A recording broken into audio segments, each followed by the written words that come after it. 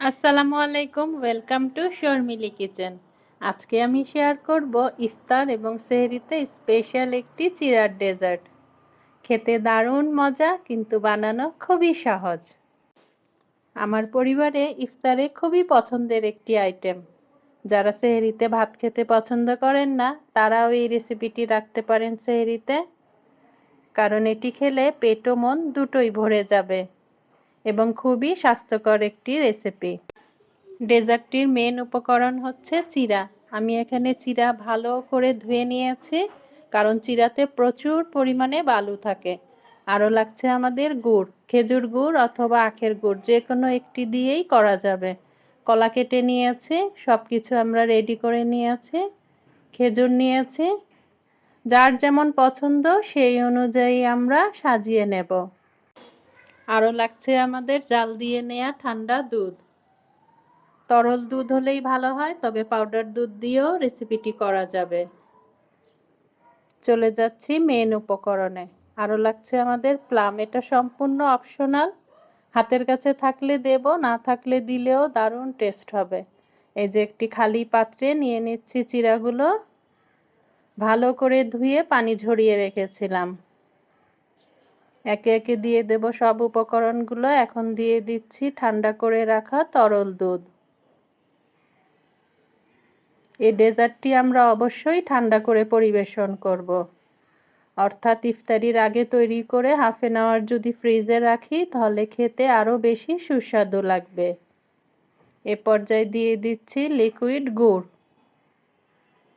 খেজুর গুড় অথবা আখের গুড়, যে কোনো একটি দিয়ে করলেই হবে। আমি খেজুর গুড় দিয়ে করছি। দিয়ে দিচ্ছি পরিমাণ মতো লিকুইড গুড়। যে যেমন মিষ্টি খেতে পছন্দ করি সেই অনুযায়ী দেব। আমি এখানে পরিমাণটা বলছি না, কারণ যার পরিবারের সদস্য সংখ্যা যেরকম সেই অনুযায়ী আমরা ডেজার্টটা রেডি করব। এখন দিয়ে দেব কেটে রাখা কলা। আমি কলা দিয়ে করছি, আরও ফলও অ্যাড করা যাবে। দিয়ে দিচ্ছি কেটে রাখা কলা। খুবই সহজ একটি ডেজার্ট, যে কোনো সময় ঝটপট তৈরি করে নেওয়া যায়। শুধু রোজার দিন না, এভাবে সকালের নাস্তায়ও আমরা খেতে পারি। এই যে দিয়ে দিচ্ছি ব্লুবেরি অথবা প্লাম। আমার হাতের কাছে ছিল তাই আমি দিচ্ছি, না থাকলেও টেস্টে কোনো হেরফের হবে না। এখন দিয়ে দিচ্ছি খেজুর। সাজানোটা সম্পূর্ণ যার যার পছন্দ অনুযায়ী।